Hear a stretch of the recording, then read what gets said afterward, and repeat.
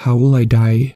If I stay put, there will be no pain. I will finish typing this out and go into the kitchen to fix one last gin and tonic. I'll pop one last pill of Z into my mouth, wash it down with the cocktail, and have a seat as the warmth rushes over me. I won't see them coming, and I won't know how they do it, but it will happen mercifully quick, like flipping a light switch, and then there will be nothing. But if I run, it will take much longer, and the pain will grow so large that it will claw through the calming embrace of the Z and fill my last moments alive with the sounds of my own anguished screams. The miracle rock. The rock that fell one evening from outer space and landed in Andre Phillips' backyard didn't look particularly unusual, but it cured the man of cancer. Stricken with stage 4 lung cancer, Andre had been sitting on his back porch drinking a beer against his oncologist's advice, staring up at the sky, pondering his own death, when the object dropped down into the grass a few yards away from him. Right away, I felt it in my head, he later reported. Felt it all over, like I'd been purified, mind, body, and soul. A second chance, a gift from God. Andre bought a special display case for the meteorite that had saved his life and kept it in his bedroom to pray beside every night. However, the miracle rock did not stay there for long, as, a week after it landed in Andre's yard, it went missing along with Andre himself. Before his disappearance, Andre had contacted a number of new outlets with the story of his miraculous recovery. Only one reporter had taken him seriously, and not for very long. When she followed up with the doctors who had treated Andre, they all denied that anything out of the ordinary had happened. They insisted that the cancer had not been that far advanced, and that, while rare, lung cancer was sometimes able to be cured if caught early enough. The reporter, though not very experienced, got the sense that the doctors weren't telling her the truth, and further, that they wanted to tell the truth, but something was preventing them. Still, there was nothing she could do, and her producer killed the story the day before Andre went missing, and so the public never heard the story of Andre Phillips and his miracle rock, and that was very much by design. Strange elements. The invitation was passed on through my former mentor, an old and distinguished professor. They had asked him for the best chemist he knew, and he had named me. Who they were wasn't entirely clear to him, nor was the exact nature of the project. But the man he had spoken to, who called himself the director of the project, had seemed deeply knowledgeable and with easy access to deep resources. To demonstrate his resourcefulness, the director had apparently placed a tidy sum of money in my bank account without my knowledge. "He says the money's yours either way, Sally," said my mentor over the phone. "He says there's a lot more where that came from if you accept. And beyond that, a scientific mystery unlike the world has ever known, plus a state-of-the-art lab to work through it in. Sounds pretty intriguing if you ask me. If I were 15 years younger, I'd be all over it myself." I was, indeed, intrigued, and so agreed to travel to Maine, where the research was to be conducted. The facility where I would end up living and working for the next 3 months was located in Brooks, Maine, a little township only a few miles off bustling the coast. But those few miles made all the difference between some semblance of civilization and the deep wilderness. After a drive down a long dirt road, cut narrowly through a forest, I arrived there in my rental car. It lived up to all the cliches of a top-secret research facility. There was a guard station in front of a gate with barbed wire on top.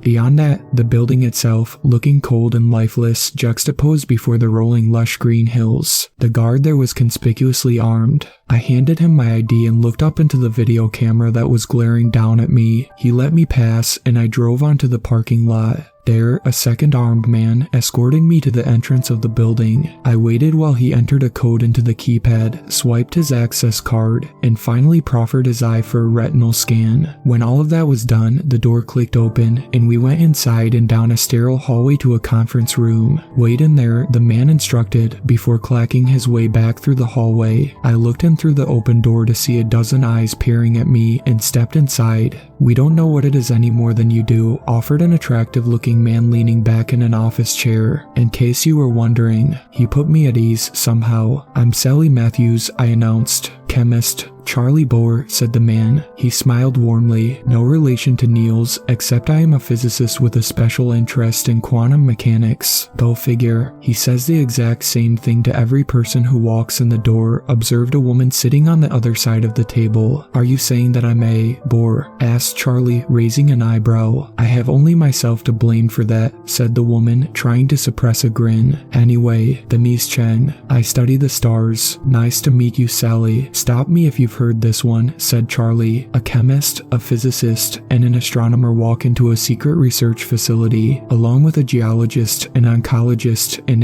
oh no, sorry, Miles. I remember your name, but I'm drawing a blank on your field of interest. Psychology, said the man named Miles. Something about him weirded me out the moment I noticed him. Maybe because I was already so tense, and he had an icy demeanor in stark contrast to Charlie's cheerful gregariousness. Right? Said Charlie. A psychologist. Of course. What project doesn't have a geologist and a psychologist working side by side? Those rocks, you know, lots of mother issues to work through. Miles looked down at his fingernails and then up to an empty corner of the ceiling. The geologist opened his mouth to introduce himself, but was cut off when another man entered the room, carrying a stack of hazmat suits. He set the suits on the conference table, said, "Put these on," and then left. I never did find out the geologist's name or the oncologist's. They were both gone within a week, and I never saw them again, either in the physical world or what we came to call Z-World. Perhaps I'll see them again soon in the afterlife. After we had suited up, somebody rolled a cart into the room. There was a small rock on the cart.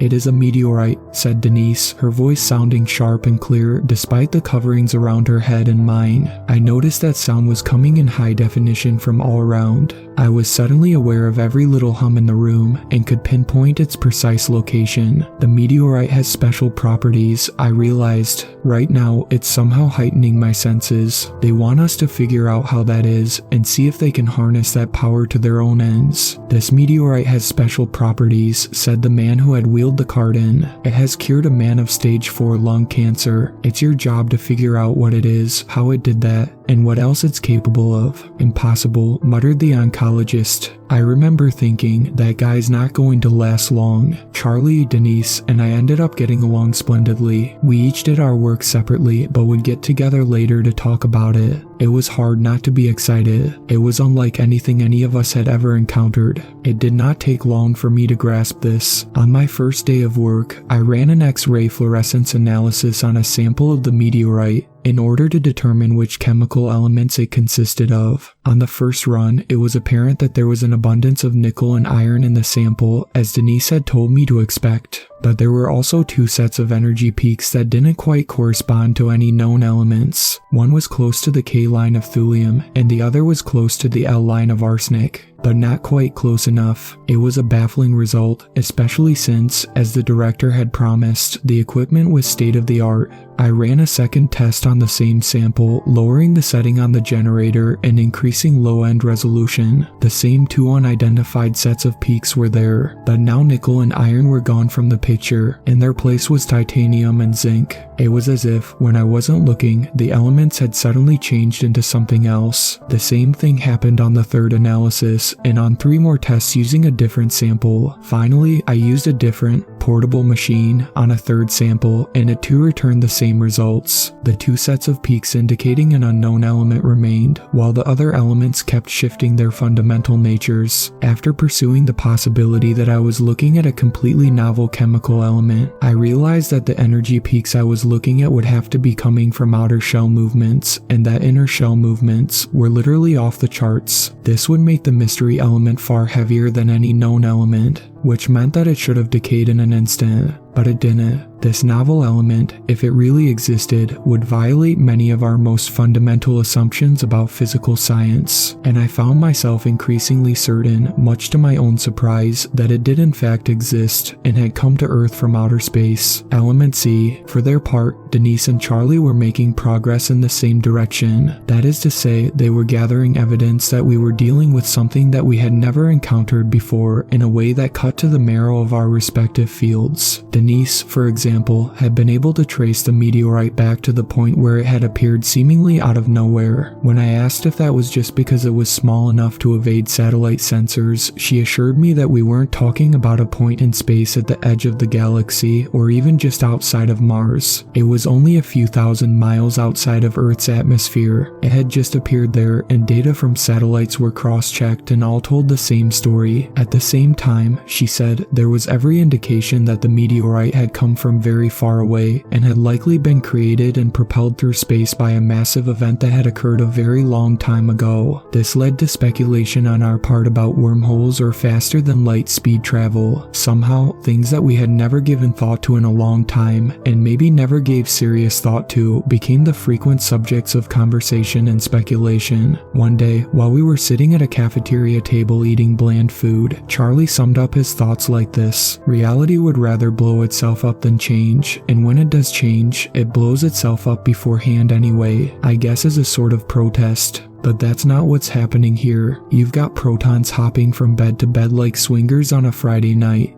Usually when that happens, something goes boom. And that atom of yours, Sally, same deal. That thing should be as unstable as a swinger on a Sunday morning after a Coke binge. But it's not. What are you calling it anyway? The atom. I had, in fact, thought of a name. See, I said, I'm a periodic table kind of girl, and since we don't know the number, I've been calling it by the stand-in for the atomic number, Z. That's very charming, said a flat voice from behind me. I turned and saw that it was Miles, the psychologist. Element C, I rather like that. After speaking, Miles walked off, disappearing into the hallway. Jesus, that guy gives me the creeps, said Denise, echoing my thoughts exactly. What's he even doing here? I found out a partial answer to Denise's question the following day when I received a message on the internal server instructing me to report to Miles' office at 4 that afternoon. It was the first of what would be mandatory bi-weekly sessions with Miles. I would sit there for an hour, my skin crawling almost the entire time, while he probed me with questions. For the most part, they were fairly straightforward about how I was feeling on a day-to-day basis, and my discomfort was mainly due to Miles himself, who I came to think of as somehow reptilian. But he would also always throw in a few questions that chilled me directly. Sally, if it meant saving many lives and progressing the common goals of humanity, do you think you have it in you to slit Charlie's throat in the night while he slept? Or, suppose Denise grew jealous of you in some way and attacked you from behind with a heavy object. Would you be able to neutralize her? I don't mean physically. I mean, would you have the psychic fortitude to kill somebody who meant to kill you? Or, tell me about your sexual fantasies, Sally. Whom do they involve? Are you sexually attracted to anyone at this facility? Those questions made me deeply uncomfortable, but I wasn't sure what to do about them, so I always gave non-committal answers and tried to change the subject. There was no HR department to complain to. By then, it was just the 4 of us, Charlie, Denise, Miles, and myself, living there together. There was a small kitchen staff and a custodial staff, and, of course, the armed guards who prowled the halls at all times. Somehow, I felt that they weren't there to help me, and then there was the director, wherever and whoever he was. But the director was the one who insisted that we all have sessions with Miles twice a week. I got the sense that complaining to him via the internal server would get me nowhere except maybe off the project, which was the last thing that I wanted. As high as God,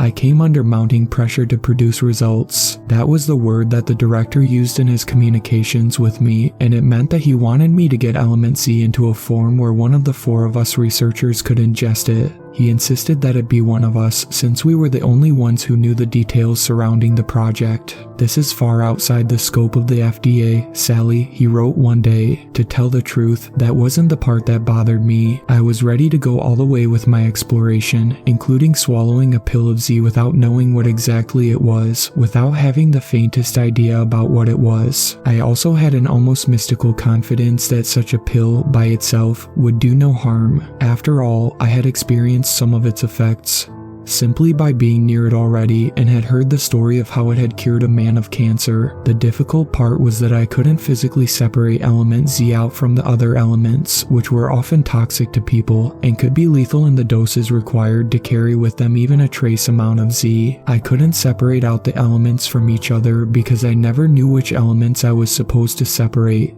They were in constant flux, the atoms always transmuting. It was an intractable problem, until Charlie had a breakthrough one day. He laid it out over the lunch table. You ladies know what an interference pattern is. When 2 or more waves cross each other's paths, and so create a new pattern of peaks and troughs. Sure, said Denise, popping a tater tot into her mouth. What about it? Well, I took the liberty of charting out some of Sally's data this morning, and, best I can tell, element Z is emitting a constant series series of interfering energy waves that is somehow responsible for which other elements turn up at the time of measurement. Using the wave function, one can calculate the probability that any given sample of the meteorite will contain, say, arsenic and lead at any given time. Thought that might be useful to work out. No, I wanted to kiss him. I can work with that, I said, and I did. Now that I had a set of probabilities to work from, I was able to devise a method of separating the chemical elements from one another that, while doomed to fail 99 times out of 100, would strike gold on that 100th time.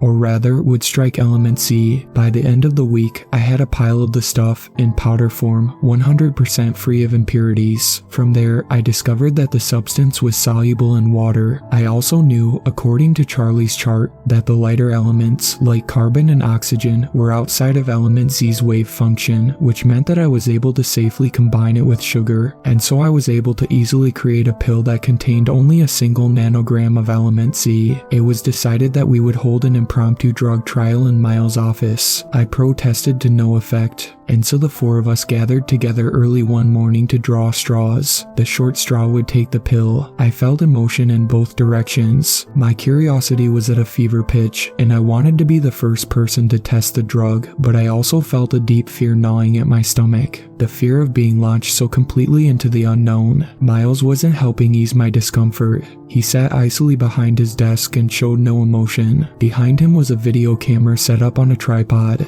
I felt, somehow, like that camera had more humanity in it than Miles did. I wished that he would just leave the project altogether. We drew straws, and Charlie came up short. "Hell yes, baby," he said. He immediately plucked the pill up from Miles' desk, popped it into his mouth, and swallowed it with a pull from his water bottle. Blast off. Miles pushed a button on the video camera, and then we waited. "I'm higher than a Georgia pine," said Charlie 10 minutes later, grinning. "Oh fuck, that feels good. Like ecstasy, MDMA, but like times 100. You're experiencing intense feelings of well-being?" asked Miles, scribbling in his notebook. Charlie looked at Miles with pupils that nearly crowded out his irises entirely. "Well, I was, dude, until you started talking. Why don't you give me a few minutes alone with the ladies, huh, bud?" He laughed. No, I'm just kidding. Sort of. Man, I'm horny. Write that down, Miles. The subject is horny as hell. I had to admit that I was feeling rather heated too. It was like Charlie was emitting a raw, animalistic sexuality. I wish that I had the proper equipment to measure his hormone levels. In fact, I wish that I had any equipment to measure anything. As far as trials went, it was shoddy work, but I reminded myself there would be more trials. "Wait a fucking second," said Charlie. Then I heard him inside my head. "Sally, can you hear me? Don't answer out loud. Listen, I'm here. I promise that I won't look at anything that I'm not supposed to, but I want you to know that I can see inside of your mind. I can enter it like a room and look around. Don't say anything. I can't get inside of Miles' head for some reason, and I don't want him to know about this. Not yet anyway. Not until you and I can talk about it with Denise. I'm there inside of her mind too. I'm fucking everywhere. Sally, I'm as high as God. Hooked." The next day, I made a batch of pills and Charlie, Denise, and I gathered together in my room after work to take them. My hands shook as I brought the pill to my mouth. I knew that it would feel wonderful, but I was also terrified at the prospect of having an experience so far outside of anything I had ever known. I began to feel the effects 10 minutes after taking the pill. A rush of warmth coursed through me, along with a feeling that everything was exactly how it was supposed to be, and that it was all so beautiful. My chest swelled with contentment. A restless energy took over my body, but I also had the sense that I could sit still and do absolutely nothing and be completely happy. "This is amazing," said Denise, pacing around the room. "Fucking amazing. Just you wait," said Charlie, smiling. He was so beautiful. So was Denise. "There it is," said Charlie inside my mind. I was there in his, too, and Denise was there with us both. We were psychically entangled, and then, before very long, we all took each other's hands and settled down on my bed to become physically entangled. We explored each other all night, in pure bliss, body and mind. Each caress felt deep in our souls, each moan sounding lovelier and more nuanced than a Mozart symphony. After that, there was no going back. In the morning, there was no physical hangover. There was only a sense of loss in returning to our ordinary senses. And so we each took another pill before heading off to go about our work. On Z, everything was better, including our work. I hardly needed to use the high-tech equipment in the lab anymore. I could see the energy waves emanating from the meteorite samples with my own eyes. When I was close enough to the samples, I could feel what it was like to be hurtling through space at unknown speeds. I saw glimpses of deep space, far beyond the edges of our galaxy and perhaps near the very edge of the universe, or beyond. It was a strange place, an endless void spotted with occasional pockets of intense energy twisting around on itself, coming into existence, becoming existence itself. We took Z every day. We would go to work, then meet in the cafeteria at lunch, where we sat silently eating, communicating telepathically. Even the drab food tasted wonderful, and we savored every bite. Then back to work, and finally we would meet in somebody's room to make love all night. A few days into it, we were at the lunch table discussing Charlie's progress on faster-than-light speed travel when Denise interrupted the conversation. "Creep alert," she said. I could feel it too, a cold presence in the hallway getting closer. Miles. He was like a dark spot in our joy. Every other person, down to the security guards carrying their loaded weapons, was beautiful to us. Their insecurities, their desires, their kindnesses and cruelties. They were all evident to us like an open book, and we came to view them all as perfect creatures, exactly as they were supposed to be. But Miles was something else. He was close to us, and we trusted him less than ever before. "I would like to try a pill, Sally," said Miles, now standing behind me. "I know that you three have been taking it, and are on it right now. I'd like to try it for myself. The director has requested my first-hand account of it as well." "No way can we let him have this," said Denise. "Can you cook up some MDMA and give him that? He won't know the difference." "I'll have to make one up for you," I said. "After lunch, okay." "Excellent," said Miles. "Bring it by my office if you would be so kind. After all, it's Tuesday and you'll be coming by anyway, right?" "I'll see you at 4 o'clock, I said. "Just go away, Miles," said Denise. "You're a frightening thing." "Very well," said Miles, stalking off towards the hallway. Later that day, I brought Miles an MDMA pill that I had produced and sat down for my interview. I was still a little high on Z, and it was my first interview in that state. "Thank you, Sally," said Miles, putting the pill in a drawer. "Let's begin. If I told you that Charlie and Denise weren't really your friends, would you believe me?" "No," I said without hesitation. "I wouldn't. They're my friends. And if they tried to kill you, would you still consider them friends?" "They would never try to kill me." "I understand. But that doesn't answer my question. Why would they try to kill me though? That matters. Sometimes killing somebody is a mercy." "Interesting," said Miles, scribbling in his notebook. "Very interesting. So, if they had good reason to kill you, you would find that acceptable." I shrugged. "I don't know, Miles. I don't know what to tell you. You've done well, Sally. Thank you. That's it for today. That's it."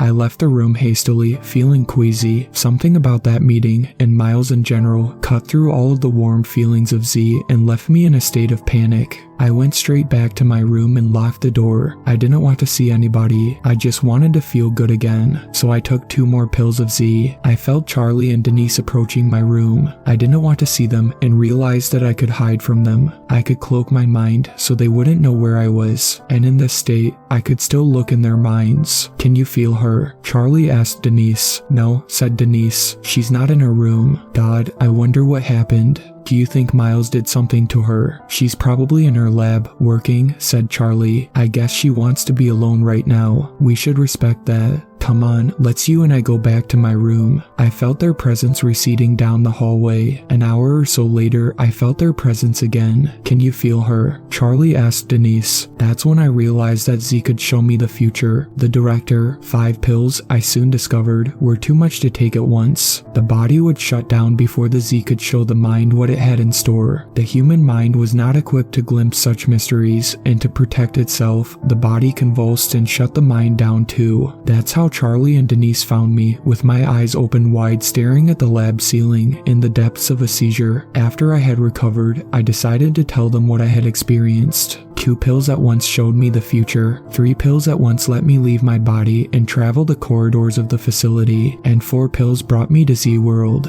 In Z-World, it was as if I were floating above a 3-dimensional game board. I could travel down to different places at different times, the past, present, or future, and observe everything going on there. I could enter people's minds if I wanted, and see the hidden energy waves all around us like a shimmering rainbow. My range of travel was limited. I could go further further back in time than I could go forward, and I could only go to places within a few hundred miles radius. But it was an incredible, unheard of power. My friends admonished me for so recklessly putting myself in such danger without telling them, but admitted that they wanted to enter Z-World for themselves. Not right now though, said Denise. You have to rest up, Sally. You look like you're on death's door. Charlie and Denise stayed with me the rest of that day and all of the next. I had planned on abstaining from Z, but the withdrawal was too intense. Again, it wasn't a physical withdrawal, but rather a feeling as if the world had suddenly closed up and you were no longer a part of it. It was like a living death, and so I was permitted a half a pill just to regain equilibrium. We decided to drop 4 pills each that weekend. It was difficult to get through the week. Even taking 1 whole pill didn't quite do it for me anymore. Sure, it felt good, but nothing could compare to that feeling of near omniscience. Meanwhile, while we waited, we spent our lunch breaks and after hours talking about something we'd never talked about before. What exactly we were doing there and what exactly were the implications of unlocking the power of Z. It cures cancer, I said one day to get the conversation going. It grants the power of telepathy and lets you see the future. What's going to happen with these powers? Are they going to be released to the public for free? Would that be a good thing or not? And if they're not going to be released to the public, then who will hold them? And to what ends? We need to find out who the director is, said Denise in response. Is he a part of the government? The military? Is he a venture capitalist? If we can find out who the director is, that will answer a lot of our questions. Something tells me we're not going to like the answer, said Charlie. Think about it. The first time we heard about this thing, and the fact that it can cure cancer, was right here. What about the guy whose cancer was cured? How come he didn't tell the story to everybody he knew? How come it wasn't plastered all over the nightly news? Because somebody wanted to suppress the story. Because somebody was able to suppress the story. By the time the weekend came around, we had a plan. The sensation of entering Z-World was terrifying if you weren't expecting it, and even if you were, you went from feeling every nerve in your body lit up with pleasure to feeling yourself being pulled away from yourself. It was like your brain was being pulled apart into 2 aspects, the physical one that regulated body functions, and the extra-physical one where consciousness lived. You were split in 2 and felt yourself lifting up even as you knew that you were sitting still. The 3 of us met in the clouds, high above the research facility, looking down on the sprawling hills of Brooks, Maine. The plan was to travel back to the place and time where the meteorite had first landed, which information Denise knew well. We reasoned that if we followed news of the meteorite's landing, we would eventually run into the director. Focus, I said. Repeat the coordinates and the time over and over again, together. We did this and soon found ourselves on a porch next to a man who was drinking a beer and staring up at the sky. He was thinking about all of the mistakes he'd made in his life and all of the people he'd hurt and how much he wished he could make it all right. About how it was impossible to do that, but there was time enough to maybe make a few things right. That was all he wanted. The meteorite fell and we sensed a change in him right away. We knew what it was, but he didn't. We stayed with him that night and followed him to the hospital the next day. There, we split off. I went back with Andre Phillips to his home while Denise and Charlie stayed at the hospital and traced the news as it spread among doctors. The whole time I was with him, I could feel the utter joy pouring out of Andre. He truly did view his cure as a second chance at life and made good on his plan to make amends wherever he could. He was a beautiful soul and a lonely one, and I ached for him the entire week I followed him. On the last night of Andre's life, Charlie and Denise appeared next to me in Andre's room. It's Miles, said Charlie. Miles is the director. He's part of a secret military branch involved in developing mind control techniques, among other things. And he's here now. We watched, helpless to change anything, as Miles crept into Andre's room and smothered the man with a pillow. Power trip. When we came back to our bodies, Miles was sitting there in my room, swirling a glass of scotch around. I tried, as I had many times, to penetrate Miles' mind and was met only with a cold spot. That was when I realized, that's right, Sally, I've been on Z since the day you figured out how to make it ingestible. He smiled and took a sip of scotch. You could all be dead, you know. It would have been very easy at any time. Truly, I don't need anything more from you. I have Z that's quite enough. So why are we still alive then? Asked Charlie. Well, despite what you think, I'm not a monster. What the 3 of you managed to achieve is remarkable. I'm not one to steal the fruits of someone's labor without due compensation. So here is the offer. If you stay here here and see if you can extract anything else useful from this substance. Then you will have a lifetime supply of Z, regardless of if you manage to make further discoveries or not. But you must never tell anyone about anything remotely related to Z, that's the offer. And if we refuse, ask Denise. What do you think? Said Miles. He took another sip of scotch. What are you going to do with it? I asked. Will you release it to the world? Nothing too dramatic. It will serve United States interests. And no, the world will never know it exists. It can cure cancer, I said. Surely that's in the interest of the United States. We can't have the public going around reading each other's minds, Sally. We can't have people knowing that's possible. Maybe there's a way to separate out the effects, said Denise. Maybe we can cure cancer without the mind reading. Then stay and work on that, said Miles. I didn't need to be a mind reader to know what Miles was thinking. But even if we could do that, you'd never allow it into the world. Because somebody could take the cancer drug and work from there to produce a mind-reading drug. Miles scowled. It was the first time I had seen any trace of emotion on his face. It's your choice. Stay here and get high and fuck each other all day or die. His face relaxed back into its default icy posture and he stood up. Discuss it among yourselves if you must. Meanwhile, I have other business to attend to. Miles left, but the tension remained heavy in the room. Denise and Charlie had closed their minds off from me. Sally, said Charlie, there's nothing we can do about it. Just stay with us. We can have a lot of fun. You're on a power trip, Sally, said Denise. You want to save the world. But can you even be sure that the world would be better off if there was widespread access to Z? Haven't we talked about this? We just don't know what would happen. I blocked off my own mind. I suppose you're right, I said. Yes, I'll stay, but that doesn't mean I'm happy about it. I need a little time alone to process it all, okay? Just a day or two alone in my room to make peace. Tell Miles, okay? Tell him I'm on board, but need some time off. Charlie took my hand.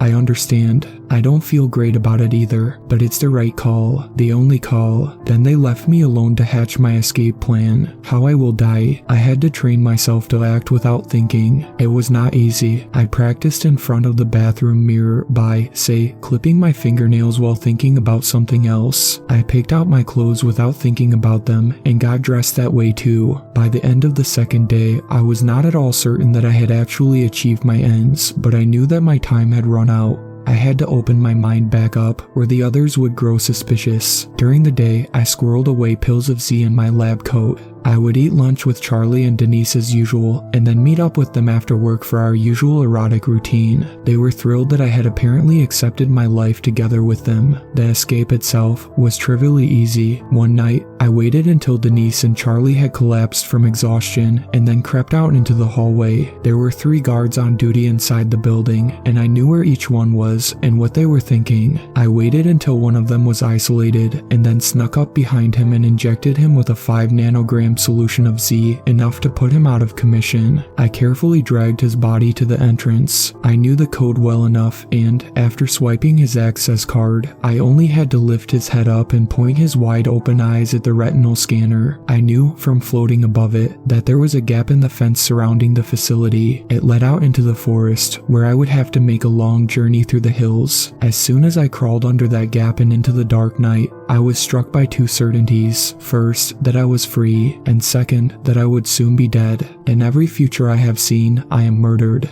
There is no escaping it. This course I've been on now is the one where I live the longest. I also know that this is the only channel through which I can tell the world about Z. I won't be alive to know if you'll believe me, or if you'll be able to do anything about it. I only know that any channel, other than telling the public directly, is closed off by Miles' far-reaching stranglehold. My mentor, the one who initially reached out to me about the project, has gone missing. In an hour, I will be dead. How exactly I die is my choice. After I finish typing this and send it out, I can go into the kitchen of this little cottage and mix myself a gin and tonic. I will pop 1 more pill of Z and feel the warmth rush over me. They'll come in, somehow, and kill me quickly. My guess is that it will be a bullet to the back of my head. Or I can run. If I do that, a dark blue RAV4 will ram into the side of my little Civic. The impact of the crash will crack several of my ribs and set shattered glass flying against my face. I will play dead. Charlie will exit the RAV4 and open my door to douse my corpse with gasoline. I will stab him in the gut with a kitchen knife. He won't see it coming because in his vision of the future, I'm already dead from the crash. He'll stagger back and I'll leap out of the car through the pain and grasp Denise around the neck.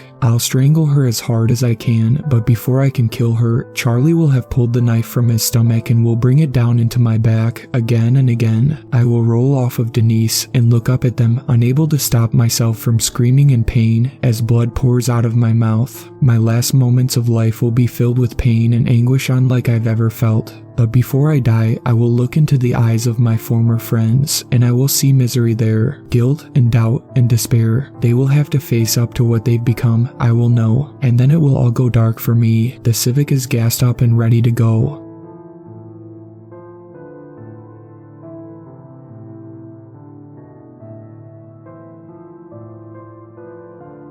Thank you to my superfans, Sweet Black Swan, Tacy, and Brooklyn.